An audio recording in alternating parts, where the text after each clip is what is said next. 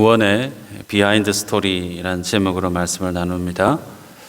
지난 주에 야당에서 대통령 후보가 경선으로 선출되어졌죠. 사람들마다 지지하는 후보가 있어서 어떤 분들은 환호를 하고 박수를 치는 분이 있을 수 있고, 어떤 분은 속상해하고 실망해하시는 분도 있을 수 있고, 또 어떤 분은 누가 되든지 별로 관심이 없이 여기는 그런 분도 있을 수가 있습니다. 그렇지만 우리가 아는 것처럼 코로나19가 남기고 가는 충격파, 그리고 변화하는 국제 질서의 그 난기류 속에서 우리 한국이 앞으로 나아가는 그 방향을 결정하는 이 시기, 대통령 선거는 참으로 중요하다 하지 않을 수가 없죠.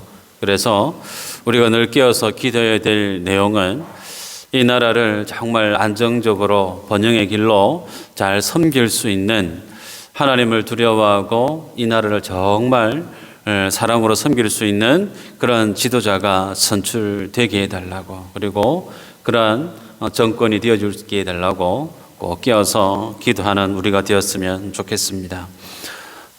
왜 지도자가 중요한가? 지도자 한 사람에 의해서 그 사람이 지니고 있는 생각, 그 사람이 갖고 있는 철학, 그리고 그 사람이 세상을 바라보는 세상의 관점에 따라서 그 나라의 방향과 그리고 모든 정책에 대한 결과물들이 달라질 수밖에 없기 때문이죠.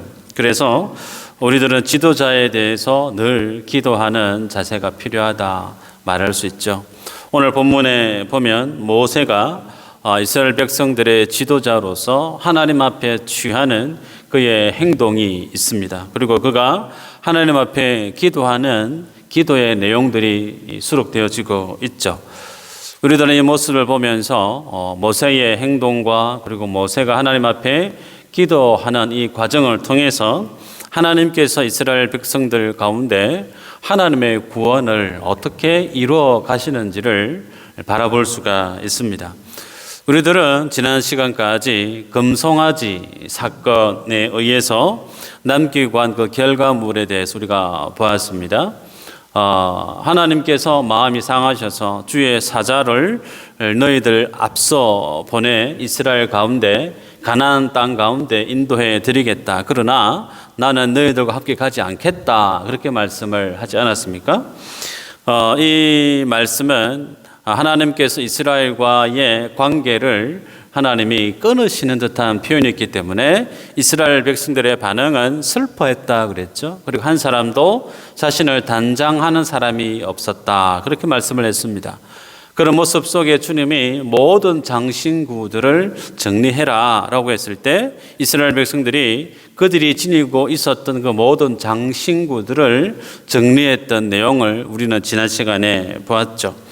그러한 사건 이후에 오늘 본문이 소개되어지는데 기억해야 될 내용 한 가지는 하나님의 말씀에 의해서 이스라엘 백성들이 슬퍼했다라고 하는 것, 그리고 단장하지 않고 하나님의 말씀에 순종함으로 몸에 지니고 있었던 모든 장신구들을 정리했다라고 하는 것은 어떤 측면의 심경의 내용을 드러내고 있는 것인가? 그것은 하나님께서 나는 너희와 함께 가지 않겠다라고 하는 말씀에 대한 반성하고 회개하는 듯한 뉘앙스임을 우리는 이해할 수가 있죠. 그러한 과정 이후에 주님이 말씀하시던 것처럼 하나님이 그 과정 이후에 내가 너희들에게 어떻게 행할 것을 내가 너희들에게 알려주겠다 말씀하셨죠.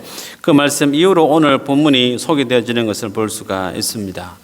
자, 그렇다면 본문 7절을 보면요, 모세가 항상 장막을 취하여 진 밖에 쳐서 진과 멀리 떠나게 하고 회막이라 이름하니 여호와를 앙모하는 자는 다 진 바깥 회막으로 나아가며 그렇게 기록하고 있어요. 이 말씀을 보면 이스라엘 백성들과 그리고 하나님과의 관계가 오늘 이 7절 내용 안에 이 구도적인 부분을 통해서 그대로 극명하게 보여주고 있습니다. 어떤 내용인가? 통상적으로 우리가 앞서 성막에 대한 설계, 제작에 대한 말씀을 접할 때 하나님의 성막은 이스라엘 진 어디에 있죠? 정중앙에 있죠. 동서남북 각 지파가 진 중앙을 통해서 다 흩어져서 사면에 진을 치고 살아가는 게 보통 이스라엘의 진의 일반 형태인데, 오늘 본문을 보면 모세가 회막을 하나 짓는데 그 회막이 있는 위치가 어디에 있죠? 이스라엘의 진 바깥에 있다, 그렇게 말씀하고 있습니다. 진 바깥에 있다라고 하는 것이 드러내는 것이 뭐죠? 하나님과 지금 이스라엘 백성의 모습을 그대로, 관계를 그대로 드러내고 있다는 거예요. 자, 이 모습을 보면 하나님의 성막이다, 회막이다 그랬는데, 우리가 앞서 보았던 하나님의 성막에 대한 길이, 높이, 안에 들어가야 될 내용물에 대한, 기구에 대한 내용이 벌써 만들어졌는가? 그 성막이 아니죠. 그 성막은 아직 제작되어지지 않고 있습니다. 그러면 모세가 오늘 진 밖에 회막을 만들었다라고 하는 이 회막은 임시 회막이라는 거죠. 하나님과 모세가 만나고 교제하기 위해서 만들었던 임시 회막이라 볼 수가 있는데, 중요한 것은 왜 모세는 진 밖에 이 회막을 만들었을까 하는 거죠. 왜 만들었을까요? 진은 회막은 보통 진 중앙에 한가운데 만들어야 되는데 왜 진 바깥에다가 회막을 만들었을까? 우리가 성경을 지난 시간에 내용을 보았다라고 하면 당연히 하나님과 교제하는 회막은 진 바깥에 있어야 되는 것이 맞다라고 말할 수가 있습니다. 왜냐하면 이스라엘 백성들이 황금 송아지 사건을 통해서 드러냈던 그 결과는 그들이 시내산의 언약뿐만 아니라 하나님의 그들과 맺었던 십계명에 대해서 그들은 정면으로 하나님의 말씀을 저버렸죠. 그래서 그 말씀을 피로 맺은 그 언약에 대한 배반 혹은 그것을 위배했을 때 그에 대한 상응하는 값이 뭐였죠? 죽음 아니었습니까? 죽음. 그런 죽음에 처해져야 될 모습이 이스라엘 백성들입니다. 비록 그들이 하나님의 말씀을 듣고 슬퍼하고 단장하지도 않고 몸의 장신구들을 다 떼어내었다 할지라도, 비록 그것이 인생이 하나님께 대한 회개하는 그런 텐션이라 할지라도, 그것이 그들의 죄를 하나님 앞에서 가릴 만한, 하나님이 그들을 온전케 여길 만한 그 정도 수준의 모습이었는가? 그렇지 않다는 거예요. 하나님은 여전히 이스라엘 백성들을 바라볼 때 그들의 죄가 그대로 있었다는 거예요. 그래서 그들의 죄가 그대로 있는 그들, 그래서 주님이 말씀하실 때 이스라엘 백성들에 대해서 이스라엘은 목이 곧은 백성이다. 그래서 그 목이 곧은 백성 그들과 함께 주님이 거하게 되어지면 한순간에 이스라엘이 진멸당할 수 있다. 그래서 나는 같이 못 간다 라고 말씀하셨죠. 그 말씀을 모세가 알고 있어요. 진 중에 여전히 죄가 있는, 그 죄악이 있는 그 곳에 거룩하신 주님이 오시면 이스라엘은 죽을 수밖에 없단 말이에요. 그래서 당연히 하나님과 교제하기 위한 성막, 그 회막은 어디에 지어야 되죠? 진 바깥에 짓는 것이 당연하죠. 자, 이 모습을 보면서 우리가 한 가지 알 수 있는 것은 하나님에 대한 성도의 믿음의 모습은 어디에서부터 출발하는가? 잘 아시죠? 믿음은 어디에서부터 난다고요? 들음에서. 하나님의 말씀을 들으면서 하나님에 대한 지식, 하나님이 어떠한 분인가에 대한 믿음이 성도 내면에 자라나는 거죠. 그 믿음에 따라서 삶의 행동, 삶의 선택이 달라지고, 그 삶의 선택에 따라서 인생이 주님 앞에 올려드리는 열매, 삶의 결과물들도 달라지죠. 가장 기본적인 모습이 모세의 모습을 통해서 우리가 알 수가 있는데, 특이하게 우리가 집중해야 될 내용이 무엇이냐면, 이스라엘 백성들이 모세가 하나님 앞에 회막에 나아가서 주님과 만남을 가지는 그 모습에 대해서 그것을 지켜보았던 이스라엘 백성들의 반응이 궁금하단 말이에요. 8절을 보면요, 백성들이 모세가 하나님께 나아가는 회막에 들어가는 것을 그 광경을 지켜봅니다. 다 일어서서. 그리고 회막에 들어가자마자 그 회막에 하나님의 구름 기둥이 딱하니 서죠. 그럼 그 기름 기둥이 서 있는 것을 바라보았을 때 백성들이 뭘 했다고요? 서서 하나님 앞에 예배드렸다, 예배했다. 그렇게 성경은 기록하고 있습니다. 참 이 모습이 특이하고 이례적인 모습이다. 그렇게 말할 수가 있어요. 성막은 이스라엘의 진중앙에 있어야 되는 것이 맞고 그 진중앙에 하나님이 임재하실 때 구름 기둥이 일어나죠.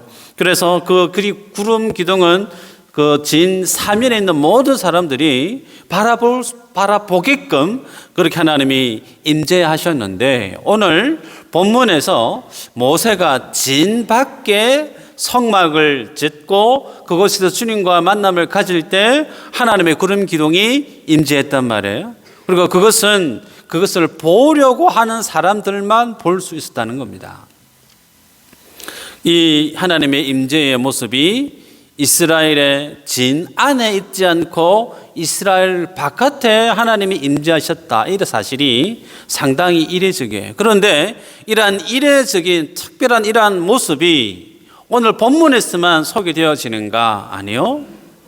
이러한 이례적인 하나님의 임재의 이 모습은 성경뿐만 아니라 교회사 전체에 변함없이 일어나고 있는 마치 하나님의 일하시는 모습처럼 나타납니다. 볼까요?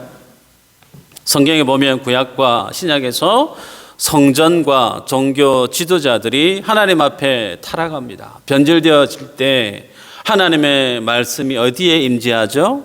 광야의 소리라고 닉네임으로 활동했던 요한을 통해서 광야에서 하나님의 임재, 하나님의 뜻이, 하나님의 계시가 성전이 아닌 종교 지도자들이 아닌 광야에서 하나님의 말씀이 증거되어지지 않았습니까? 그리고 하나님의 예수님의 십자가 사건으로 초대 교회가 생겨나고 만들어지고 그 초대 교회가 하나님의 말씀과 성령에 의해서 왕성하게 성장해 가다가 중세 시대의 저음에서 중세 교회가 하나님의 말씀을 떠나버립니다. 변질되어져 버리죠. 그러자 하나님의 임재, 하나님의 계시가, 하나님의 은혜가 어디를 통해서 드러날까요? 수도원이라고 하는 수도원의 신앙 개혁 운동을 통해서 일어나죠. 그 수도원의 영적인 부흥 운동이 일어남과 동시에 그것이 어디까지 확산되어지죠? 종교 개혁을 통해서 깃대가 꽂혀지게 됩니다. 그것을 통해서 개신교가 만들어지죠. 하나님은 성전이 타락할 때 성전을 허물어 버립니다. 종교 지도자들이 하나님 앞에 말씀을 떠나버릴 때 그 말씀, 하나님의 임재는 종교 지도자들이 아닌 광야의 산의 말씀이 드러내 보여요. 그 모습이 성전이 허물어지고 하나님의 교회가 생겨나고 그 교회가 변질되어질 때 수도원과 종교 개혁을 통해서 개신교가 세워집니다. 근데 개신교도 마찬가지 똑같은 패턴이에요. 그 개신교가 복음의 확장과 선교에 대한 하나님의 열망을 담아내지 못할 때, 제도권 안에서 머물러 있을 때 건대 교회사는 선교 단체를 통해서 하나님의 복음이 힘있게 증거되어지게 했죠. 그럼에도 불구하고 여전히 개신교가 하나님 앞에 개혁주의적인 말씀에 근거한 교회의 본연의 모습을 띠지 못할 때 어떤 현상이 일어나죠? 가정교회라고 하는 형태의 교회가 전 세계적으로 일어나고 있습니다. 그 가정교회가 생겨난 이유가 어디에 있죠? 기존의 교회가 성경적인 하나님의 진리 위에 서 있지 못하기 때문에 새로운 형태의 교회가 생겨나는 거예요. 어쩌면 코로나19를 통해서 비대면 예배가 행해지는 이 모습들도 어쩌면 같은 맥락 안에서 함께 고민해 볼 필요가 있지 않겠나 싶습니다. 무엇이 이러한 맥락 속에 공통적으로 하나의 일관성을 가지고 드러나게 만드느냐면 하나님이 이스라엘 백성들 속에 성막을 만들으라고 했던 그 말씀과 맥을 같이 하고 있습니다. 하나님께서 이스라엘 백성들에게 성막을 만들어 했던 그 의도가 어디에 있었죠? 창조주요 구원자 되신 그 하나님이 이스라엘 백성들과 함께 거하시기 위해서. 그 성막은 하나의 특정한 장소에 매여 있지 않죠. 유동적입니다. 움직인단 말이에요. 하나님은 하나님의 영광을 담아내는 그릇이 온전치 못할 때 하나님의 그 영광은 임재하시면 움직인다는 거예요. 그리고 그것은 하나님의 교회, 그 교회는 하나의 시스템이나 제도가 아닌 하나님의 생명이 살아 움트는 유기체라는 거예요. 그래서 하나님의 은혜가, 하나님의 생명이 교회를 통해서 임재와 은혜의 모습으로 확산되어져야 되는데, 그 교회가 죄 많은 모습들로 변질되어져 버릴 때 하나님은 그 공간, 그 특정한 장소를 벗어나 버리더라는 거예요. 마치 사무엘상 4장 17절 18절에 보면 이스라엘이 블레셋과 아벡 전투에서 패합니다. 하나님의 법궤가 빼앗겨 버리죠. 엘리 제사장의 자녀들이 죽습니다. 엘리의 며느리가 자녀를 출산을 하게 되어지는데 비나스의 와이프가 아이를 출산하는데 난산이에요. 그러면서 아이를 낳자마자 그 며느리는 죽어요. 그런데 그 아이를 낳으면서 그 며느리가 뭐라고 얘기하죠? 이가봇이라고 얘기하죠. 하나님의 영광이 떠났다. 법궤가 빼앗겨서 자신의 남편이 죽어 나가서가 아니라 하나님의 영광이 떠나버렸기 때문에 블레셋에서 이스라엘이 패할 수밖에 없다는 거예요. 법궤가 빼앗기고 남편이 죽어 나가서 하나님의 영광이 떠났다가 아니라 이미 하나님의 선지자에 의해서 예언된 그 말씀이 사무엘상 4장에서 그대로 실현되어지는 것을 보게 되듯이 우리들은 잊지 말아야 될 사실이 뭐냐면 내가 몸담고 있는 내 교회가 정말 하나님의 진리대로 하나님의 성경의 말씀에 근거한 교회로 건실히 세워져 가고 있는가? 하나님의 피로 갑죽산 교회가 세속에 물들어 버리는 변질되어져 버리는 교회로 바뀌어지는 것은 아닌가? 날마다 내 교회를 점검하고 확인하고 돌아볼 필요가 있다는 거예요.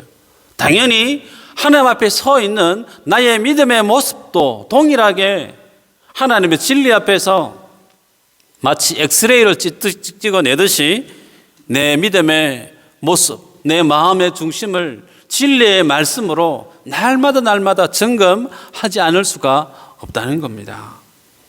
그래서 오늘 본문에 우리에게 주는 첫 번째 교훈은 하나님의 진리, 하나님의 그 임재 앞에 내가 서기 위해서 내가 어떻게 살아야 될까 돌아보는 시간이 있었으면 좋겠다 싶고요. 두 번째는 모세의 모습을 통해서 하나님이 교훈하시는 은혜를 돌아볼 필요가 있습니다. 모세는 이스라엘 백성들에게 인생이 세상을 살아갈 때 최고의 가치가 뭔지를 그의 삶으로 보여주고 있어요. 인생이 땅을 살아갈 때 절대 행복이다 말할 수 있는 그 근거가 뭔지를 자신의 행위로, 삶으로 지금 보여주고 있습니다. 자, 황금 송아지 사건 다시 한번 곱씹어 보면요. 그 황금 송아지 안에 녹아있는 본질적인 그 의미가 뭐라고 했던가요? 그것은 이스라엘 백성들을 구원했던 그 하나님, 언약과 말씀에 충실히 살아가면 너희들은 나에 대해서 제사장의 나라가 되고 열방의 많은 사람들, 민족들 중에 내 소유가 될 것이다 라고 했던 그 하나님, 이스라엘 백성들에 대한 하나님의 계획, 여기에는 관심이 없었죠. 거추장스러웠다는 거예요. 그런 거 말고 내가 원하는 거 줄 수 있는 신이면 족하다는 거죠. 내 마음 가는 대로 내 뜻대로 뭐든지 줄 수 있는 신, 그 신이 하나 이상 많으면 많을수록 좋다고 여겼던 것이 뭐였죠? 황금 송아지 사건 아닙니까? 그래서 황금 송아지 사건, 그것은 인간 본연의 욕심을 쫓아 살아가게 하는 욕망의 산물이 황금 송아지 사건으로 투영되어졌습니다. 그런데 그런 모습을 두고 오늘 모세는 어떻게 이스라엘 백성들을 교훈을 하고 있는가? 그것이 아니라는 거죠. 가나안 땅 아니어도 괜찮다는 거예요. 그리고 하나님이 내게 오시지 않으면 하나님 있는 그곳으로 자기가 가요. 손 주머니 찔러놓고 오든지 말든지 나는 별로 관심이 없습니다가 아니라 하나님 오시지 않으면 하나님 임재하시는 곳을 향해서 모세가 자신의 삶의 중심을 이동시키고 있는 것을 볼 수가 있죠. 그리고 전심으로 하나님께 나아가서 우리가 읽었던 본문의 내용을 보면 하나님께 기도하고 있는 내용을 볼 수가 있습니다. 그 모습 앞에 하나님이 어떻게 대응합니까? 마치 모세를 친구 대하듯이 친구에게 대면하듯 하나님과 모세가 대화를 나누었다. 그렇게 성경은 기술하고 있습니다. 하나님과 모세가 마치 친구처럼 대화를 나누었던 내용이 어디에 기록되어 있죠? 오늘 읽었던 본문 12절부터 23절까지의 내용이 오늘 회막 안에 들어가서 모세와 하나님과 나눴던 대화의 내용이 옴니버시식으로 기록되어져 있습니다. 자, 어느 정도로 모세가 하나님과 그곳에서 어느 기간 동안 얘기를 했는지는 잘 모르겠어요. 그러나 모세가 하나님 앞에 그 만남을 가졌을 때에 기도했던 내용을 보면 그 자세가 어땠는지를 좋게 짐작할 수가 있어요. 우리가 읽었던 내용 안에 보면 모세가 하나님 앞에 기도했던 기도가 총 3번 기도하는 것을 보게 돼요. 첫 번째는 모세 자신을 두고 기도하는 내용 12절부터 14절까지의 내용에 대해서 하나님이 모세 자기를 위한 기도에 대한 응답이 14절까지 소개되어지죠. 그리고 15절부터 17절까지는 모세가 자기와 이스라엘 백성들을 위해서 기도하고 있는 내용에 대해서 하나님이 응답하시는 내용이 소개되어지고 또 마지막으로 18절부터 23절까지는 또다시 모세 자신의 개인의 기도에 대한 내용에 대해서 하나님이 응답하시는 내용의 패턴으로 본문이 구성되어져 있습니다. 그런데 이런 간절하게 하나님 앞에 3번 기도하고 있는 모세의 기도의 그 중심 내용 안에는 어떤 성격이 가장 두드러지게 드러나느냐면 모세가 하나님께 중보 기도한 듯한 모습을 취하고 있음을 볼 수가 있죠. 여러분 한번 생각해 보시면 좋겠는데요. 이스라엘과 하나님은 황금 송아지 사건 때문에 그 관계가 단절되어져 버렸습니다. 관계가 단절되어져 버렸을 때 모세의 최고의 관건은 뭘까요? 나는 너희들과 함께 가지 않을 거야 라고 하시는 그 하나님. 내가 너희와 함께 하면 너희들을 다 진멸할 수밖에 없어 라고 했던 그 하나님. 그리고 이스라엘 백성들은 하나님이 안 해도 상관없다. 황금 송아지가 우리를 구원했던 인도했던 우리의 신이다. 그 앞에서 먹고 마시고 뛰고 춤추고 놀았던 광란의 예배를 드렸던 이스라엘 백성들. 단절되어져 버린 그 관계를 어떻게 하면 회복할 수 있을까? 하나님이 이스라엘 백성들과 함께 가나안에 올라갈 뿐만 아니라 하나님이 이스라엘은 내 백성 아니 모세 네 백성이라고 했던 그 마음을 어떻게 하면 돌이킬 수가 있을까? 이게 모세 안에 있었던 가장 큰 관건이었단 말이에요. 그것을 풀기 위해서 오늘 본문에서 모세는 하나님 앞에 자신의 가슴을 내어놓는 3번의 기도를 간절하게 올리는 것을 볼 수가 있습니다. 저는 이 모습을 지도자 한 사람의 영적인 각성운동 혹은 하나님 앞에 정말 가난한 심령으로 죽게 부러지는 불타는 신앙 어떻게 정해야 하든 저는 그렇게 보고 싶습니다. 중요한 것은요, 이 한 사람, 지도자 한 사람이 깨어서 하나님 앞에 기도하는 그것이 그렇게 큰 의미가 있을까, 능력이 있을까, 그렇게 볼 수도 있어요. 그러나 큰 호수에 작은 돌멩이 하나 던진다고 해서 무슨 특별한 일이 일어날 수 있겠느냐, 그럴 수 있겠지만 그 하나가 파동을 일으키고 잠잠히 있던 그 호수를 움직이듯이 모세의 이 행동 패턴이 이스라엘 안에서 어떤 변화를 일으키는지를 한번 볼까요? 이스라엘 백성들이 모세가 자신의 장막에서 나와서 하나님의 회막에 들어갈 때 이스라엘 백성들은 다 밖으로 나와서 서서 지켜봤다 그랬죠. 그리고 모세가 하나님의 장막에 들어간 그 순간부터 그 장막 밖에 하나님의 그런 기둥이 우두커니 딱 서게 되어질 때 백성들은 뭐 했다고요? 서서 하나님께 예배했다라고 그랬습니다. 본문에서 예배하다라의 말의 히브리 말은 샤하라고 하는 말이에요. 이 샤하라고 하는 이 말의 의미는 구약 시대에서 강자와 약자가 있을 때 강자가 약자를 소위 말해서 정복을 했을 때 그 약자는 어떻게 행동을 취했느냐면 땅바닥에 엎드립니다. 땅바닥에 엎드리면 그 강자는 그 땅바닥에 엎드린 그 사람을 밟고 지나가요. 그게 뭐라고요? 샤하라는 거예요. 그것이 예배하다의 정신입니다. 그래서 이슬람, 모슬렘들은 그들의 알라에게 기도를 할 때 어떻게 기도하죠? 자신의 이마가 땅바닥에 닿습니다. 알라라고 하는 신이 내 등을 밟고 지나가도 좋을 정도로 나는 알라라고 하는 그 신을 경배합니다. 소위 말하는 피조물된 인생이 하나님께 예배하다라고 하는 그 예배의 가장 기본적인 정신이 여기에 있다는 거예요. 하나님 나를 밟고 지나가셔도 좋을 정도로 나를 하나님 앞에 절대적으로 낮추는, 상대적으로 하나님을 가장 드높이는 경배하다, 예배하다의 의미가 샤하, 내 등을 밟고 지나가시는 하나님. 그러한 자세로 이스라엘 백성들이 하나님 앞에 예배했다는 거예요.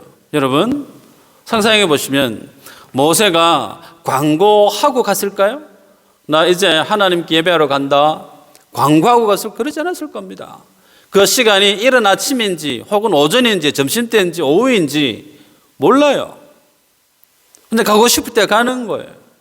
그죠? 그러면 이스라엘 백성 입장에서는 어떤 삶의 패턴이 일어날까요? 모세가 언제 자기 장막에서 나와서 하나님께 예배하러 갈까? 늘 자기 자신이 일을 합니다. 가정에서 가사일을 할 수 있고 누구와 만나서 개인 약속을 가지고 시간을 보낼 수도 있습니다. 그러나 그 마음 중심에는 무엇이 늘 가장 1순위로 자리하고 있을까요? 모세가 언제 하나님께 예배하러 갈까? 늘 이것이 생각 속에, 마음 중심 속에 자리하고 있는 거예요. 그러다가 모세가 하나님께 예배하러 가는 것이 들려지고 확인되어지면 모든 일을 스톱하는 거예요. 급하고 중요한 일, 산적이 있을지라도 모세가 하나님께 예배하는 그 순간, 그 순간만큼은 나도 하나님께 예배해야만 하는 시간이라는 사실을 이스라엘 백성들이 삶으로 트레이닝하고 있는 거예요. 그런데 이런 과정이 모세가 이스라엘 백성들에게 강요한 적이 없습니다. 광고한 적도 없습니다. 자연스럽게 일어난 현상이에요. 여러분 좀 전까지만 해도 황금 송아지 만들어 놓고 이스라엘 백성들은 이것이 우리를 출애굽을 인도했던 신이다라고 하면서 먹고 마시고 뛰놀면서 광란한 예배를 드리지 않았습니까? 그런 그들이 오늘 모세의 행동을 통해서 삶의 패턴이 180도 바뀌어지죠. 머리를 땅에 대면서 하나님 나를 짓밟고 들어가도 좋습니다 하는 그 마음으로, 가난한 마음으로 하나님 앞에 예배하고 있단 말이에요. 예배의 중심이 자신의 모든 삶의 중심으로 자리하고 있습니다. 언제 모세가 하나님의 성막으로 들어갈지 모르는 상황 속에서 이스라엘 백성들은 한시도 하나님의 예배에 대한 생각이 흐트러질 수가 없는 거예요. 여러분 이 모습이 한 사람이 주님 앞에 신앙으로, 믿음의 열정으로 하나님을 열망하면서 주 앞에 서게 되어질 때 미치는 전체 공동체 속에 일어나는 하나님의 역사임을 보게 돼요. 200명, 300만 명이 넘는 이스라엘 백성들, 그들 마음속에 자리 잡았던 그 황금 송아지에 대한, 우상에 대한 그 잘못된 죄악의 그 습성을 어떻게 뿌리째 뽑아낼 수 있을까? 하나님과 이스라엘 백성들 간에 단절되어져 버린 그 관계를 어떻게 회복할 수 있을까? 가르쳐야 될까? 부엉성위를 해야 될까? 가가호호 다니면서 설득을 해야 될까? 방법은 다양하겠지만 그 방법이 아니라는 거예요. 하나님을 열망하고 하나님을 뵙기 위해서 하나님이 오시지 않으면 진 바깥이라도 하나님이 임재하시는 성막을 만들고 그 성막에 주님을 향해 전심으로 낮은 마음으로 나아가는 지도자 한 사람의 영적인 각성, 그 모습이 있을 때 전체 공동체가 회복이 되어지는 구도를 성경이 보여주고 있습니다.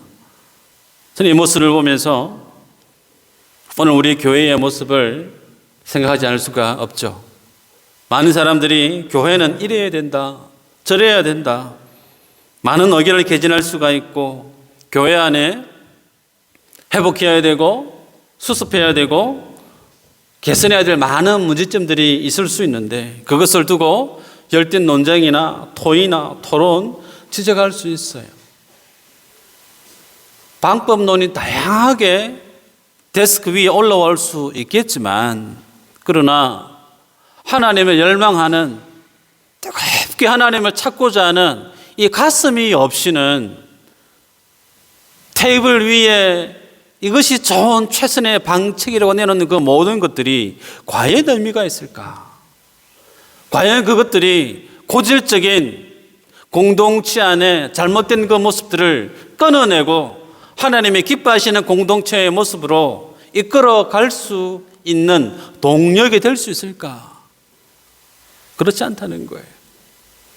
모든 환경이 이래서 안 되고 저래서 안 되고 이래서 힘들고 저래서 불가능하다고 한달지라도 한 사람이 자신의 점심이었던 오병이를 주님께 내어놓는 그 한 사람만이라도 있어도 그 공동체는 달라질 수 있더라는 거예요. 하나님을 열망하는 한 사람, 하나님을 위해서 주님이 계신 그곳에 다른 방법, 다른 생각, 기웃거리지 않고 하나님을 향해서 나아갈 수 있는 그런 열심만 있으면, 그 한 사람만 있으면 그 공동체는 소망이 있다는 거예요. 그 한 사람이 바로 여러분들, 저 여러분 되어지기를 주 이름으로 축복합니다.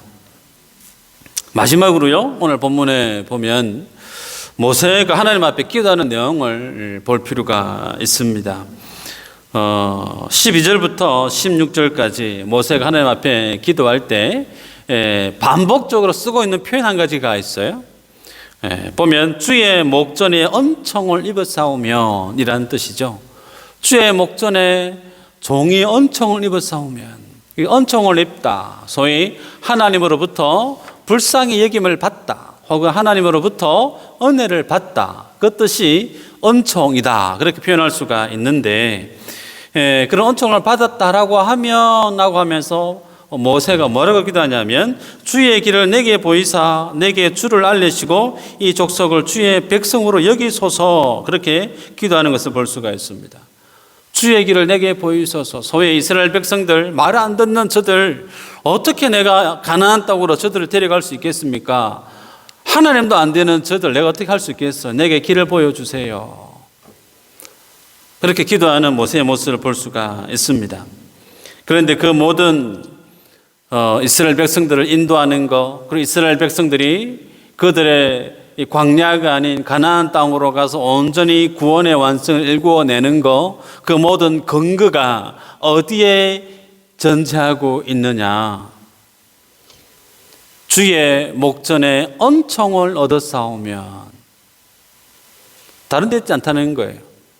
모세가 200만 300만 명이 넘는 이스라엘 백성들의 지도자로 사는 거, 살아가면서 이스라엘 백성들 말 안 듣는 그들 가르치고 데리고 인도하느라 정말 수고했던 그의 모세의 수고로운 지난날, 그의 업적, 거기 있지 않다는 겁니다. 이스라엘 백성들이 하나님의 말씀 앞에 슬퍼하고 단장하지 않고 하나님의 말씀대로 모든 장신구를 떼내는 믿음의 개혁이 있는, 회개하는 모습이 있는 이스라엘 백성들의 신앙의 행위에 있지 않고 어디에 근거가 있다고요? 주의 목전에 은총을 얻었사오면, 내가 하나님의 이스라엘 백성들의 지도자로 살아가는 근거가 나의 나됨이 하나님의 은총에 근거한다는 거예요. 이스라엘 백성들이 하나님으로부터 구원을 얻는 그 결과도 그 근거가 그들에게 있는 것이 아니라 그들이 하나님께로부터 얻었던 하나님의 은총의 근거에 있다라고 모세가 기도하는 것을 볼 수가 있습니다. 그런데 우리가 여기 이 모습을 보면 마치 무엇을 연상하게 되어지냐면 예수님의 기도를 연상하게 되어집니다. 한번 찾아가 볼까요? 자, 오늘 본문을 보면 모세의 기도 중에 궁금한 게 두 가지가 발견됩니다. 12절에 보면 보낼 자를 내게 지시하지 아니하시나이다 라는 표현이 있죠. 우리들은 앞서 보았습니다. 하나님께서 말씀을 어긋난 이스라엘 백성들에게 주님이 32장 34절에 주의 사자를 앞서 보내겠다. 그리고 33장 2절에서 또 반복해서 주의 사자를 네 앞에 보내겠다. 주의 사자 보낸다고 앞서 언급하셨어요. 그런데 오늘 모세가 기도할 때 보낼 자를 내게 지시하지 아니하였다라고 기도해요. 무슨 의미죠? 분명히 하나님은 보낼 자 주의 사자에 대해서 언급을 했음에도 불구하고 모세는 하나님 내게 말씀 안 했습니다 라고 얘기를 해요. 그 차이가 어디에 있을까? 여기에 대한 의문은 32장에 그리고 34장 초반부에 말씀했던 이 주의 사자에 대한 언급은 그 기준이 어디에 있냐면 이스라엘 백성들이 하나님의 말씀에 대해서 회개하지 않았을 때에 근거한 내용이에요. 자신의 고집대로 자신의 생각대로 막 달려가고 있던 그때, 죄악 속에 있던 그때 하나님이 주신 주의 사자에 대한 언급이고, 모세가 얘기하는 주께서 내게 지시할 자를 말씀하신 적이 없습니다라고 하는 그것은 이스라엘 백성들이 주님 앞에 회개한 이후에 대한 내용이에요. 그래서 회개 전, 회개 후에 대한 내용에 근거해서 회개한 이후에는 하나님이 우리에게 함께 보낼 자에 대한 말씀이 없으셨다. 그렇게 말씀하고 있습니다. 두 번째는 모세가 주께 은총을 얻었사오면 주의 길을 보이사 이 족속을 주의 백성으로 삼아 주소서 기도하죠. 그때 주님의 응답이 14절입니다. 여호와께서 이르시되 내가 친히 가리라. 내가 너를 쉬게 하리라. 간절히 기도했을 때 하나님이 뭐라고요? 내가 친히 가리라. 모세 내가 너를 쉬게 해주겠다. 그렇게 주님이 분명히 응답을 하세요. 그런데 이 응답 이후에 모세가 뭐라고 또 기도하죠? 15절에 보면 모세가 여호와께 아뢰되 주께서 친히 가지 아니하시려거든. 왜 이래요? 주님이 분명히 내가 친히 너와 함께 가겠다 말씀하셨는데 기도하기로는 친히 안 가려고 하거든 그래요. 왜 모세는 하나님의 14절에 그가 기도했던 하나님의 분명한 응답이 있음에도 불구하고 하나님의 말씀을 15절에서 이렇게 곡해하고 잘못된 기도의 내용으로 아뢰고 있을까?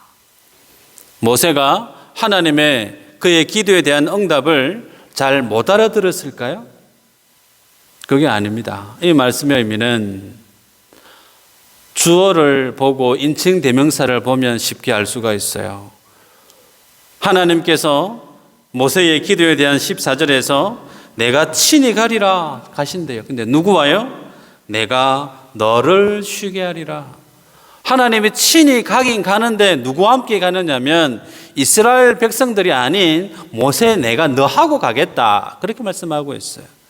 근데 지금 모세는 뭐라고 기도하느냐면 하나님 앞에 자기 자신과 주의 백성 그리고 우리라고 하는 표현을 쓰고 있어요. 모세는 하나님이 나와 함께 가시는 거 물론 감사한 일이지만 자기가 기도하고 있는 그 기도에 대한 기대치가 나에게 있지 않다는 겁니다. 이스라엘 백성들 전체와 함께 주님이 동행하셔야만이 하나님이 모든 열방 중에 이스라엘을 구원해낸 선배님을 주님 확인할 수 있지 않겠습니까? 주님 동행하셔야 되지 않겠습니까? 그 논리예요. 그래서 나와 함께 말고 나와 함께도 물론 중요하지만 모든 이스라엘 백성들과 함께 주님 올라가셔야 되지 않겠느냐. 그렇게 지금 기도하고 있는 모세의 모습을 볼 수가 있습니다. 이런 이 모습을 보면서 우리들이 알아야 될 내용이 있죠. 모세가 자기 자신을 위해서 기도하는 것이 아니라 이스라엘 전체를 두고 기도하고 있더라. 그래서 17절에 보면 네가 말하는 이 일도 내가 하리니 너는 내 목전에恩총을 입었고 내가 이름으로도 너를 안다. 그렇게 언급을 하죠. 결국은 모세의 기도 때문에 하나님이 모세 너와 함께 가려고 했던 하나님의 그 마음을 뛰어넘어서 죄 짓고 말 안 듣는 이스라엘 백성들에게도 함께 주님이 동행해 주겠다. 그렇게 주님이 응답하시는 것을 보게 됐죠. 여러분, 왜 하나님이 이러한 불필요해 보이는 과정을 성경을 통해서 보여주시고자 하실까? 전지하신 하나님께서 이미 다 정해놓으신 하나님의 구원의 그 계획 앞에서 왜 이런 과정을 주님이 삽입해 놓고 계실까? 이것을 통해서 이스라엘 백성들에게 뭘 보여주기 위해서일까요? 이스라엘의 구원은 누구를 필요로 한다고요? 중보자의 기도가 필요하다는 거예요. 주님이 분명히 기도에 대한 응답, 너는 내게恩총을 얻었다라고 얘기했습니다. 이스라엘 백성들이 하나님으로부터 구원을 받은 것은 그들이 주님 앞에 좀 전에도 말씀드렸지만 말씀에 대한 슬픔이 있고 단장하지 않고 장신구 다 떼내고 그들이 말씀에 대한 회개의 텐션을 취하는 그들의 신앙에 열심히 있지 않다는 거예요. 그들의 구원은 전적으로 모세 한 사람이 하나님께 대해서恩총을 얻은 것, 그것 외에는 이스라엘이 구원받는 의미는 어디에도 없다는 것을 성경이 모세의 중보 기도를 통해서 보여준다는 거예요. 마치 이 모습은 요한복음 17장 9절 이후로 보면 내가 그들을 위하여 비옵나니 내가 비옵는 것은 세상을 위함이 아니요 내게 주신 자들을 위함이니 다 그들은 아버지의 것이로소이다. 12절에 내가 그들과 함께 있을 때에 내게 주신 아버지의 이름으로 그들을 보존하고 지켰나이다. 그 중에 하나도 멸망하지 않고 다만 멸망의 자식뿐이오니 이는 성경을 응하게 함이니이다. 예수님이 기도하신 내용이에요. 이는 성경을 응하기 위함이니이다. 뭔 내용이에요? 마치 모세가 광야에서 이스라엘 백성들 앞에 서서 주님 저들을 인도해 주시옵소서라고 기도했을 때 하나님이 모세의 기도를 들어 응답해 주셨던 그 구원의 모형, 구원의 예표로 쓰고 있었던 모세의 기도의 그 모습 그대로 예수님이 지금 하나님으로부터 보냄을 받고 하나님이 구원하시기로 작정하셨던 그 영혼들을 위해서 예수님이 말씀을 가르치고 사역하셨던 그 내용 그대로 성취시키고 있는 것. 그래서 성경을 응하게 함이니이다라고 예수님이 증명하고 있다는 거예요.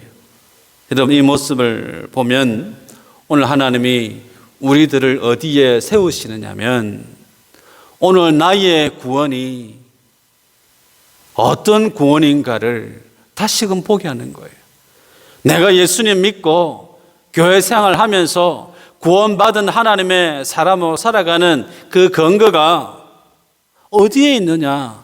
중보자 되신 예수 그리스도 그분에 의해서 내가 오늘 구원받은 하나님의 자녀로 살아가고 있다는 것을 보게 하는 거예요. 내가 매주일 예배 빼먹지 않고 예배 잘 드리는 예배자이기 때문에 내가 구원받은 거 아닙니다. 내가 한 번도 11조 떼먹지 않고 말씀대로 충실하게 살아서 그것 때문에 주님이 나를 구원하신 것이 아니라는 거예요.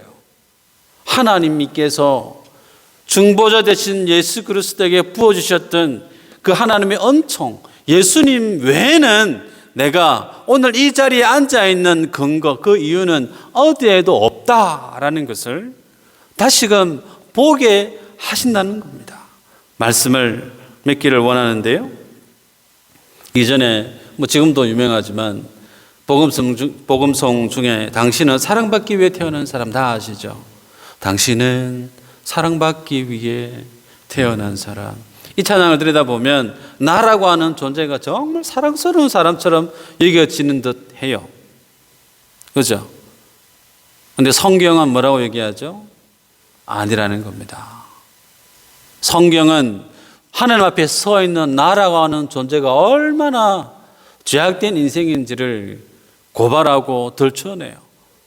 로마서 5장 8절에 우리가 아직 죄인되었을 때에 그리스도께서 우리를 위하여 죽으심으로 하나님께서 우리에 대한 자기의 사랑을 뭐 했다고요? 확정하셨느니라. 하나님이 우리를 사랑하셔서 예수님을 십자가에 못 박았다는 거예요. 그것이 우리를 향한 하나님의 사랑에 대한 확정인데, 그 하나님의 사랑에 대한 첫 시작점이 어디에 있죠? 우리가 아직 죄인 되었을 때에 라고 밝히고 있죠. 의로우신 하나님, 거룩하신 그 하나님 앞에 있는 죄는 소멸해야 될 대상이에요. 하나님 앞에 서 있는 죄에 대한 그 요소는 하나님이 불로 태워 없애야 될 요소란 말이에요. 그러면 나라고 하는 인생은 주님 앞에 어떤 모습이죠? 사랑받을 만한 모습이 아니라는 겁니다. 하나님이 치워버려야 될 쓰레기에 지나지 않는 듯한 존재가 누구라는 거예요? 우리들이란 말이에요. 그런 우리들이 주님 앞에 서 있을 때 중보자 되신 예수님으로 구원을 받았기에 우리가 구원받은 나의 믿음의 모습에 대해서 하나님 앞에 어떤 믿음의 자세를 취해야 될까? 성경 구절, 두 구절을 읽어드릴게요.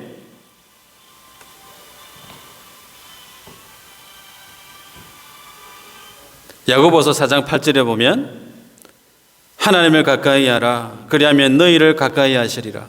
죄인들아 손을 깨끗이 하라. 두 마음을 품은 자들아 마음을 성결하게 하라. 히브리서 7장 24, 25절에는요 예수는 영원히 계심으로 그 제사장 직분도 갈리지 아니하느니라. 그러므로 자기를 힘입어 하나님께 나아가는 자들을 온전히 구원하실 수 있으니 이는 그가 항상 살아 계셔서 그들을 위하여 간구하심이라. 항상 살아 계셔서 우리를 위해서 간구하고 있다는 거예요. 그 간구하고 있는 대상의 삶의 모습이 어떻다는 거예요? 항상 두 마음을 품은 인생이라고 성경이 나의 믿음의 모습에 대해서 진단하고 있습니다. 하나님에 대해서 늘 한결같은 마음이 아닌 때로는 하나님을 쫓다가 때로는 세상을 쫓다가 양분되는 그 흔들리는 그 마음, 성경이 알고 있다는 거예요. 하나님 알고 있다는 거예요. 그 모습 때문에 주님이 영원히 쉬지 아니하시고 나를 위해서 기도하고 있다는 거예요. 그래서 우리는 오늘도 구원받고 있다는 겁니다. 나의 구원이 확실하고 변개되질 수 없고 절대적으로 영원할 수 있는 근거는 그런 나를 두고 쉼없이 기도하시는 예수 그리스도, 중보자 되신 예수님의 기도 때문임을 성경이 우리에게 보여준단 말이에요. 그런 우리가 세상을 살아갈 때 어떻게 살아야 될까? 주님 주신 십자가 은혜만을 의지하고 그 주님을 의지하고 그 주님만을 붙들고 살아가는 그가 하나님의 주신 바른 구원의 길 위에 서가는 인생이라는 사실을 기억하시고 이 한 주간도 정말 다른 거 기웃거리지 말고 나를 구원하신 예수님의 그 구원의 감격을 세상 사람들에게 그대로 흘려보낼 수 있는 그런 삶을 살아가는 저와 여러분 되어지기를 주의 이름으로 축복합니다.